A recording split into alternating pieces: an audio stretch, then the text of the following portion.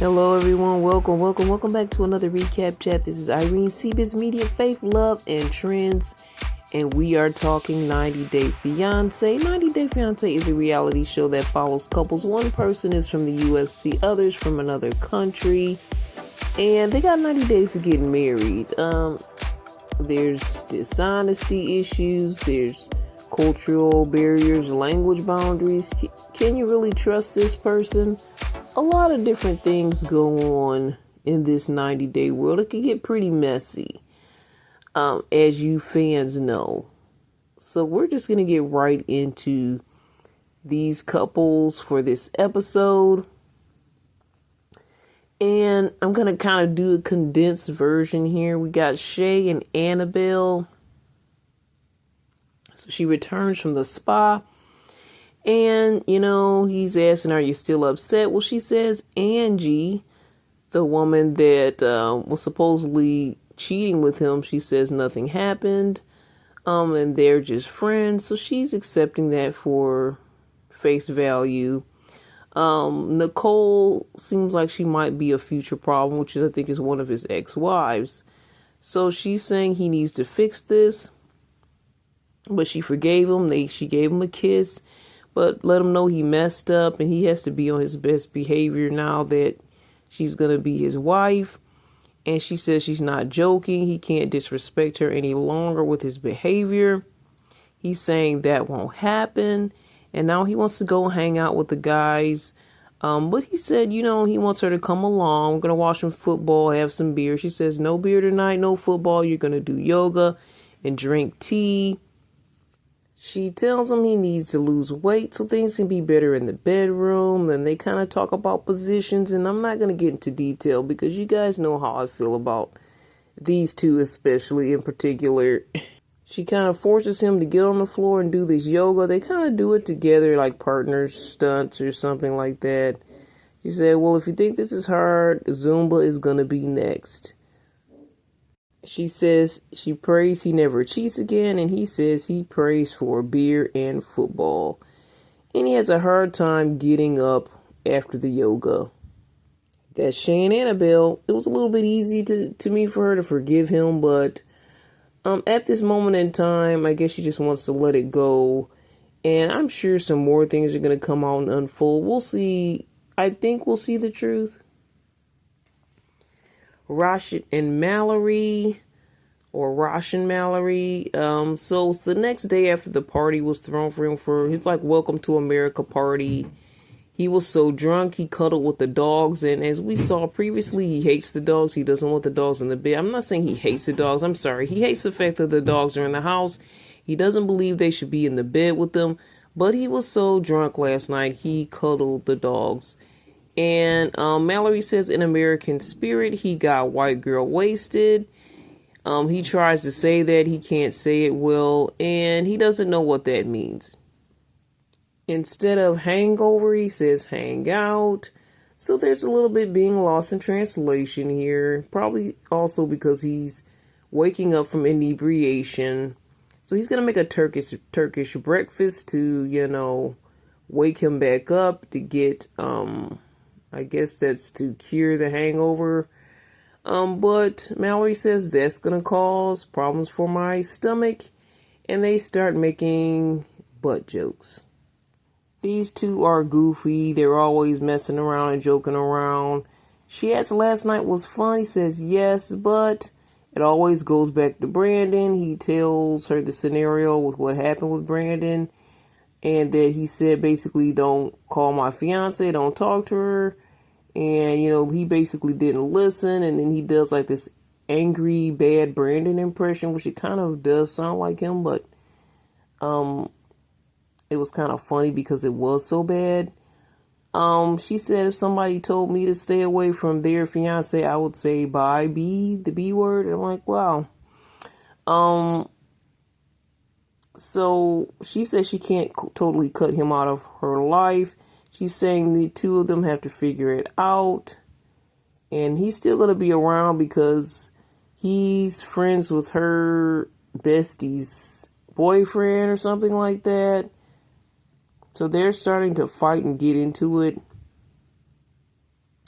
And she's saying basically he can't just come in and change her whole life around. She respects he wants to be the man of the house, but he can't just come in and change her whole life. And if he can't deal with this, maybe he should have got with a Turkish woman, is her answer. So for me, I feel like Mallory should be more on her man's side and less on her situationship friend or whatever he is. And maybe they have a long history. It's kind of weird. I do think they should figure it out, but I also think that as his wife to be, she should be more on his side. I mean, what do you guys take on that? Let's go to Thomas and Paula. I think he says Paula. I would say Paula, but I think you pronounce it Paula. And I think that Portuguese is her language. So they're getting in the car. She's like, this is after the whole perfume debacle. She asks, why can't you open the door for me sometimes? She wants to drive. He's like, well, this isn't a good day to drive. He acts like he doesn't want her to drive. Can she not drive? Maybe not. I don't know what's going on. So the perfume, and she feels like, that's something that came out of the blue, but he says he's really allergic. She feels like he's trying to control her with this and his allergy situation. He says that she doesn't really understand his allergies fully. She thinks it's a personal attack or something. She knows it exists but doesn't understand it. He apologizes and says, I'm sorry we're so different. Because she was really mad at him and he was having an attitude as well.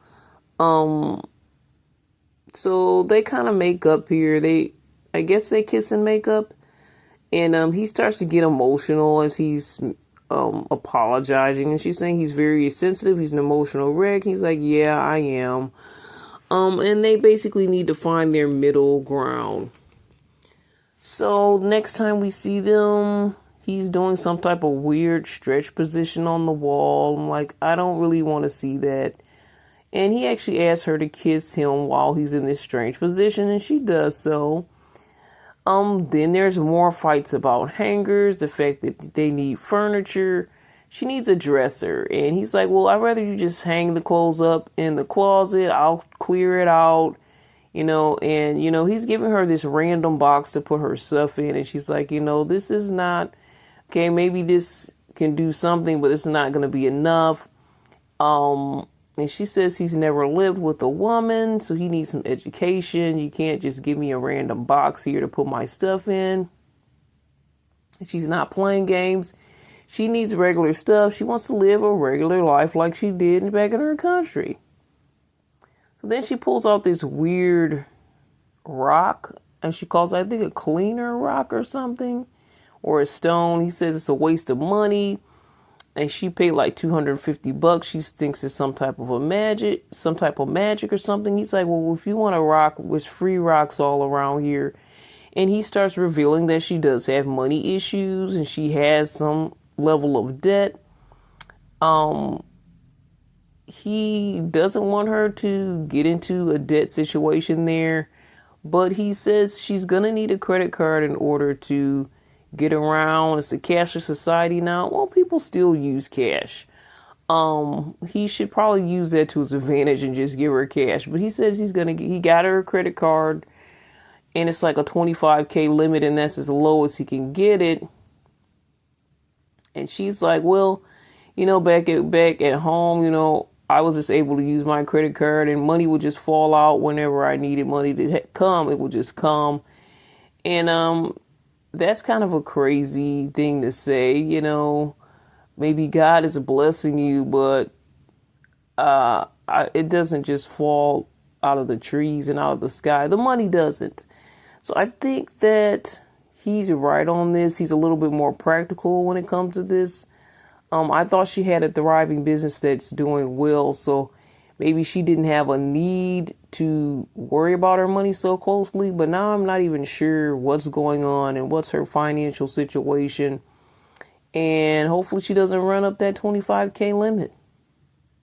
So for me, their story is kind of a little bit boring. I like the love that they had between each other, But the allergy thing and the no space in the apartment, and he wants to stay minimalized. I think those are kind of small issues. And I already gave a solution last time that they just need to get a bigger place. Or, I mean, they can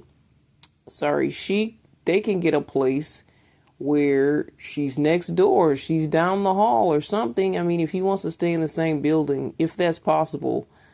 Otherwise, they can just get a place where they can have apartments next to each other.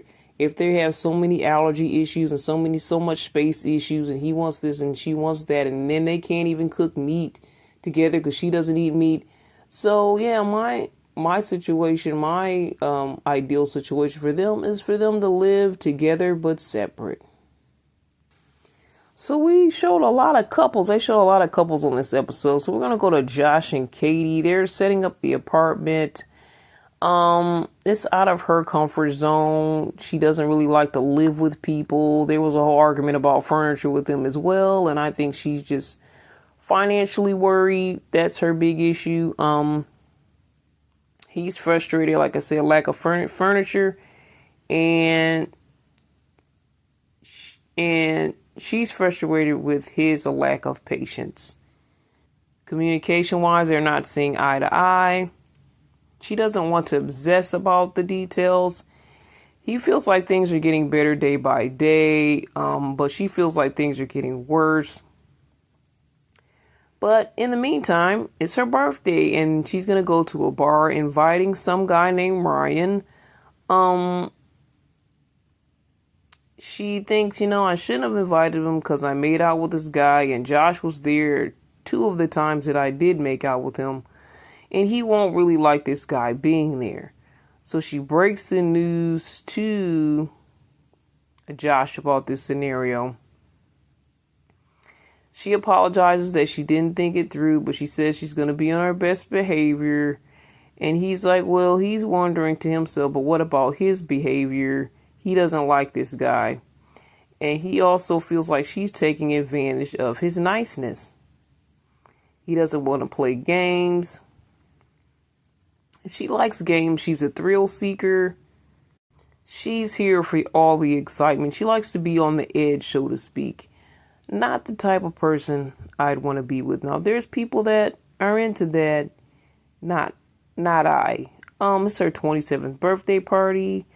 And she talks about Ryan letting him know that, hey, I still text this guy. We're friends. I feel like if I'm crying in the middle of the night, he would pick up. I'm like, why are you talking about this guy doing all the things that your fiance can do and he's just standing right here? That was really weird. And I think he asked, how would you feel if I was doing that with another woman? And she said she would feel hurt and jealous, and she does kind of seem like she's a hypocrite. But she jokes about having a kissing competition. She's really getting under Josh's skin. To me, Ryan and Katie sound like they have some type of a past. So they're at the party. She's surrounded by a number of guys. At first, she was just with Josh. Then, people start coming in, and at some point, she's surrounded by a bunch of guys, and Josh is looking across the room. Why is he not over there? That was weird. The way Ryan looks at Katie, I feel like there's a vibe between them. So she decides to set up a chat for the 3 of them to just talk. So they go outside and chat. And it's almost kind of like they're having a mini standoff, these 2 guys. But before they could really get into a conversation, Ryan's like, well, you know why things keep happening like this. And so they're questioning her, saying, do you know what she wants? And he's like, well, she wants to marry me, right? So then basically it's like a cliffhanger. What does she really want? We don't know. She doesn't know. I feel like it's something between her and this Ryan guy. Some unfinished business, so to speak. But we'll see next time. All right, Debbie and Mito, they had a fiery situation last time. The Egyptian prince is now left on the side of the road. I said he was a Timu Egyptian prince. Maybe not so much. I don't know right now because we found out that the two of these guys are already married and people are kind of in an uproar over that. They got married at the end of 2025, something like that, right? Well, whatever the case, he still doesn't understand why she left him on the side of the road. Her friends are even shocked. Her friends are saying he has the nerve to treat her like that in front of us. What will he do with her behind closed doors? And he says he's going back home, and home meaning his country. She said he had no compassion, love, and concern for her, so that's why she left him there. And she's upset that he keeps threatening to go home every 2 days. She questioned his virginity and said he was doing it with a young lady back in Egypt, and she did not use the word young lady. He says after all of these things have gone on, he doesn't really want to be with her at all. But you married her. So the Egyptian Timu prince is enough for you, Debbie. So I don't know if he's in a hotel. Where is he? Because it looks empty, so it doesn't seem like he went back to her place. So I don't know exactly where he's at. It looks like he has a whole living quarters to himself, not just a bedroom. So I'm assuming he's in a hotel. I'm like, well, how did he get the money for this hotel? I guess he's got a few bucks and then he's checking for flights to go home. Like, I guess you have a lot of money because from what she was saying, it was thousands of dollars for him to get there. So I'm sure it's going to be that much for him to get back home. So you got a lot of money, Mito. Where did the money come from? Anyway, she says he can go ahead and pack his things and go. And he says it's over. So is it? You guys are married. So we know it's not. Anyway, let's see how you guys come back together, I guess. So she meets with her friends about last night. She's embarrassed, devastated. Her friends say go ahead and send him home. And she wants her friend to calm down. One of her friends thinks is a little more feisty. She wants her to calm down and don't worry about her. She's also saying, that we've had good times as well. Well, and her friend, I think her name is Astra, is saying, you can have bad days, but he doesn't have to melt down and act this way for a bad day. Does he really love you? Is he using you for your fame? The questions that's been coming up previously. She's even asked herself, did he really come here for her? So basically, it's alluding to the fact that this could be over. And she's alluding to that fact. It's more than alluding. They both sound like they're done. But they're married. All right, Edward and Marissa, it's time to meet the folks. Marissa's warning him, don't give people huge hugs, don't pick up my mom, all of this. I thought it was funny. He says, I know the rumors about the family. Basically, they have a lot and they can be intimidated, but he's not easily intimidated. And it's beautiful. It's hugs all around. Not only are her parents coming, but her aunt, uncle, her cousin, and her cousin's boyfriend. So we find out that they're Italian Americans. Are they stereotypical? I don't know. We'll talk more, but let's say the family is skeptical of her choice to be with Edward. And they point out Bob that he's not Italian. And Edward makes a joke saying he's Dominican. I don't think he's Dominican though. She has high expectations on him, and that's kind of making him a bit nervous. Mom talks about, you guys, you had vacation, Marissa, and that's not the situation anymore. I think they both realize that Mom's advice is this. It's not always going to be smooth sailing, especially with the boys, even though you guys seem to be getting along more at this point. It's still going to be work to do to build that relationship. And she worries because she doesn't really know him. She wasn't on board about their whole relationship in the first place. Age, culture, career, all those are differences that they have. And, mom says, we're going to see what you're made of. That sounds like fighting words to me. If not fighting words, it sounds a bit threatening. Let's see what you're made of, right? He mentions papers. People may think I want her for papers to be in the U.S. a green card, and I wouldn't have led with that. I guess he's trying to prove or say that he's going to prove that wrong, that that's not the case. Marissa said, okay, let's, push some of this tension back. So they end up going outside into a smaller group. Her cousin says, that she has good judgment and she's going to do what's best. So she kind of trusts her and what she does. So that's uplifting, right? But mom gets even further down to business. They discuss some of these things, but she's going to get a little bit deeper. She's an Italian mom. She's giving me, a little bit of Italy, so to speak. How Italians may seem like they have a lot of money too. I don't want to say the M word, but you guys know what I'm alluding to. But she confronts him basically. She's trying to see why he wants to come to the U.S., what makes their relationship special, what makes her special to you. He says loyalty and respect, and Marissa's like, hey, that sounds a little macho. It should be something like you love me, maybe. Mom says you're going to need those 90 days to kind of figure out what you guys are going to do. You need this time, so let's see.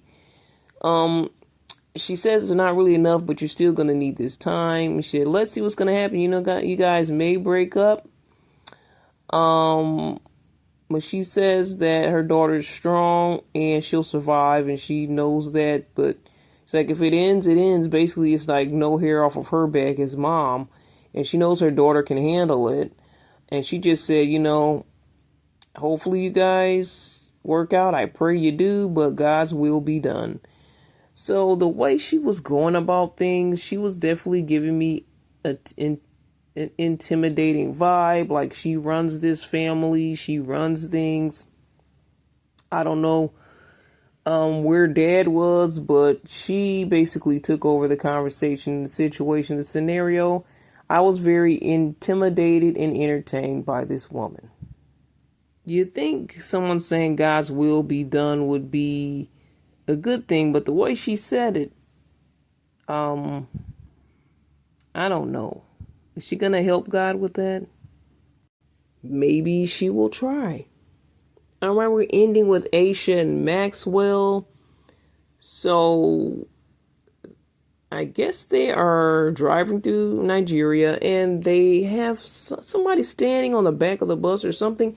They call them bus conductors, and Maxwell lets us know what that is, but it looks kind of scary to me, and it looks scary to them. Maxwell, he can't stop flirting and telling her she's beautiful, she's fine, he misses her in person. As they are getting ready to go meet his parents at this point, because that's gonna be the thing. I guess meet the parents is a bit of a theme today. He's saying, you need to put a sweater on to cover yourself, because she has like some type of strappy tank on. And she's like, it's so difficult for me to figure out how I'm supposed to dress here. He wants me to be sexy all the time. His family wants me to be covered. It's a balancing act. It's also very hot here. So like, what am I supposed to be wearing? So they arrive into this apartment they rented together so the family can spend more time together. And they're hugging, and she's introducing her mom to them. They have some really good hugs. They're good at hugging here, this family. So she met them before, but this time again, they're gonna be kind of living together, and they're gonna be with each other for a longer period of time. Issues may arise. They may start trying to nitpick her or whatnot, is what she says. Yeah, they probably will. So they eat this thing. I don't know if it's called a coca. I think that's what it's called. I'm not sure exactly what it is. They eat it, They don't know what it is. They don't seem to like it much, at least the Americans. But they said that they eat it for nourishment and blessing and medicine. She says it's fleshy yet hard and hot. Again, I don't know what that was. So mom starts saying, the first son is the most important, and he must attract a good wife. She says love is blind, and sometimes it can make you behave as a fool, and this might be what is happening right now, is her words. So we get to see Aisha's room. It's lavish. It's a big closet, a tub. He says, I might stay in this room with you. And she says, no, we aren't married. Because he was like joking with his parents that he might stay with her in the room. And so they're saying, you're not married, so you can't stay in the room. And then she's saying the same thing. I think if he had the chance, he would stay in the room. She's like, well, for real? And he's like, well, maybe you could come to my room. So he sounds like he wants to fool around, have a secret little thing going on behind the family's back. I don't know.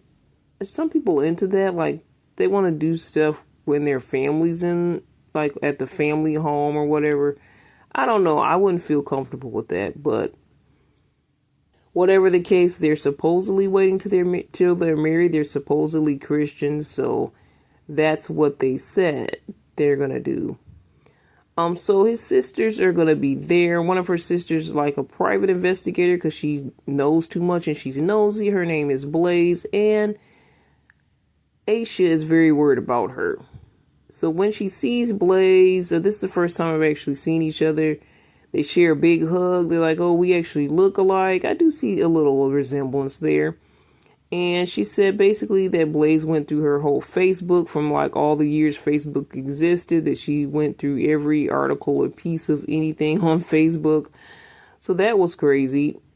So mom tries their food. They have to wash their hands. It's like a little bowl next to them. I guess they get their own wash bowl for their hands.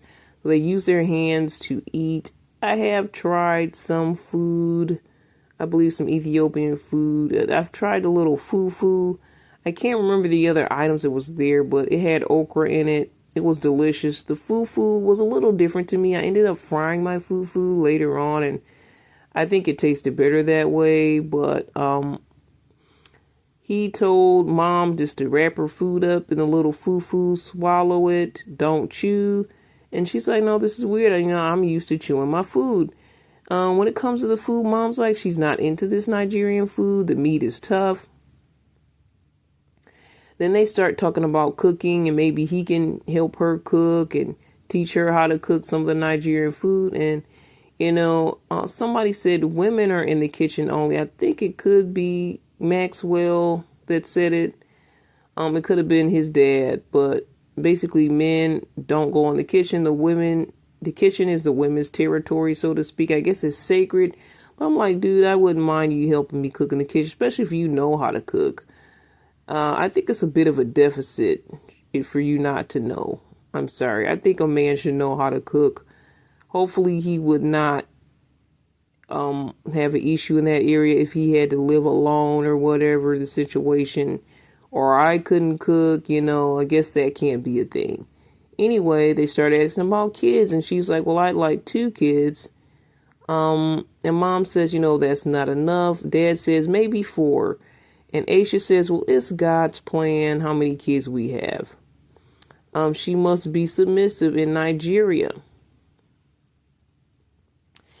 Then they start talking about how she wants to do all these different changes on Maxwell, and he did the chemical peel and how it actually worked for him. He's saying, but she wants to change my hairline, even my eyeballs. And she's like, yeah, the yellow in your eyes are supposed to be white, and it's you're out in the sun too much, and we're going to try to fix all this. And they're all looking at her like, we all have yellow in our eyes. Are you judging the yellow of our eyes here? Don't judge our Nigerian eyeballs. And she's saying to the producers, hey, he's a grown man. Let him do what he does. Let him go. You can't control this. yeah, let him go be married to me, basically. But then you're probably going to control him either way. The control is going to take place on him. It's like, you can't control him, but I will. So I don't think she should have judged their eyeballs. But I don't think mom and dad should be in your bedroom to the point where they demand so many children. Look, she's 41. I think he's in his 30s. I think their age difference is an extreme. I could be wrong, but I can't recall. But she's 41. You think she's going to have 4 kids before she's 50? Now, maybe she is fertile enough to do that. But 2 kids, it could be pushing it at 41. But it all depends on your body because every woman is different. And some women have had kids in their 60s or something like that. So it depends on your body. But honestly, that's kind of a lot to ask for a 41-year-old woman to have 4 kids. It's a lot. So I think mom and dad I don't know what they can do. I'm not going to disrespect his mom and dad, but I wonder if he's able to have more than one wife. That's my question. And does she know anything about that? Because I don't know his religious. Well, yeah, he's supposed to be Christian, and so is she. So, I don't know, because Christianity in Nigeria may be a little bit different than Christianity in the U.S. Good question to ask. So I said it was going to be condensed, but guys, didn't turn out as condensed as I thought it was going to be. But yeah, we're done, guys. We're done with this recap. What are your thoughts, comments, questions? Let me know. Email me at cbiztv@yahoo.com. And check us out on our other platforms at cbiztvmedia.com. And my email is cbiztv@yahoo.com. Hopefully I didn't get that mixed up. But alright, guys, this is Irene. We'll talk again. Faith, love, and trends. All the best. Talk to you next time. God bless.